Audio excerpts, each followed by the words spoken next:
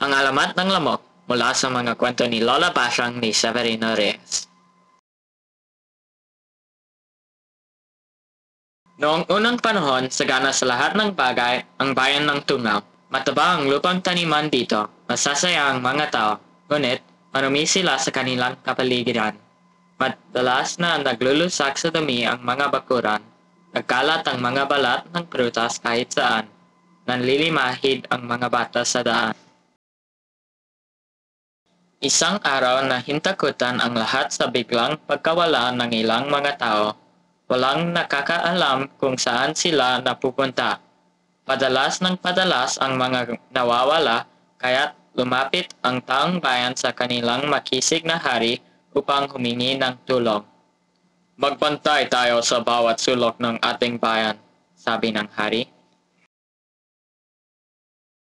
Kahit ubuhin sila sa nakasusulasok ng mga basura, araw at gabing nagbantay ang mga taong bayan at mga kawal.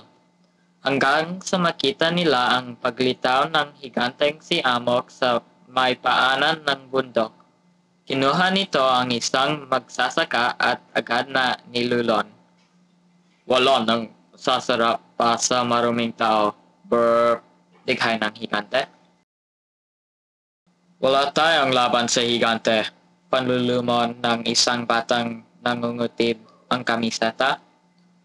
Mabuti sigurong umalis na lamang tayo sa Tungaw, mungkahi ng mga matatandang kutuhin.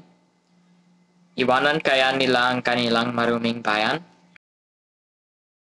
Hindi natin maaaring iwan ang ating bayan. Dapat natin itong ipagtanggol, maigpit na sabi ng hari. Nasasarapan ang higanteng Amok sa ating karumihan. Kailangan nating maglinis, utos ng hari. Nagwalis ang kababaihan. Naligo ang mga bata. Naglaba ang kalalakihan. Saka sila naghandang umuli upang ipagtanggol ang kanilang bayan. Nang muling lumusob ang higante, pinaulanan nila ito ng panas sa dibdib. Ngunit parang walang puso ang higante. Hindi ito nasasaktan. Nilulon ng higante ang ibang kawal at tinakip ng buhay ang ilang taong bayan. Wala sa dibdib ang puso ng higante kaya't hindi siya mapatay, paalala ng isang matanda. Nasaan kaya? Tanong ng hari. Walang sinumang nakakaalam, sagot ng matanda. Nag-isip ng paraan ang hari upang matuklasan kung paano mapapatay ang kaaway. Nang minsang mabusog ang higante, nagkunwaring nahimatay ang hari. Napasama siya sa mga dinakip ng buhay. Dinala sila nito sa kuweba. Isang batang higante ang sumalubong kay higanteng Amok. Narito ang pagkain mo. Matuto kang magtipid. Marunong nang maglinis at magtago ang mga taong marurumi. Saka muling umalis ang higante. Biglang bumangon ang hari sabay hugot sa espada. Natakot ang batang higante. Hindi ko na po kayo kakainin. Huwag ninyo akong patayin. Pagmamakaawa nito sa hari. Nasaan ang puso ng iyong ama? Sigaw ng hari. Hindi mo dapat malaman, iyak ng batang higante. Kung gayon ay papatayin kita, matapang na sabi ng hari.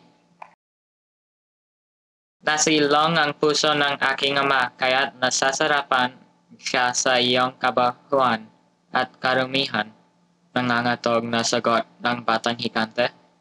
Itinali ng hari ang batang higante at pinakawalan ang mga taong nakakulong sa kuweba. Hinanap ng makisig na hari ang higanteng Amok. Naabutan niya ito sa bayan. Umakyat sa puno ang hari at tinagat sa ilong ang higante. Namilipit sa sakit ang kaaway.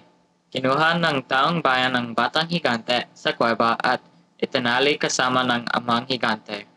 Sinunog sila sa gitna ng tambak na basura. Hindi niyo kami mapapatay. Hanggat marumi ang iyong paligid, babalik kami at sisipsipin ang iyong dugo. sigaw ng higanteng amok bago siya matupok ng apoy. Itinapon ng taong bayan ang abo ng mga manghigante sa maruming ilog. Tumahimik na muli sa bayan ng Tungaw. Ngunit, nagulat ang lahat sapagkat mula sa maruming ilog ay may maliliit na insektong lumulusob sa bayan tuwing gabi.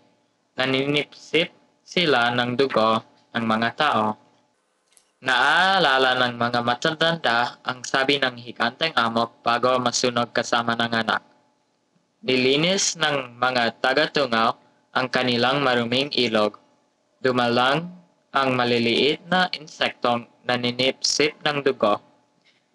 Kinalaunan, tinawag na lamok ng taong bayan ang mga insekto upang maalala nila ang malupit na higanteng naging daan upang luminis ang kanilang bayan.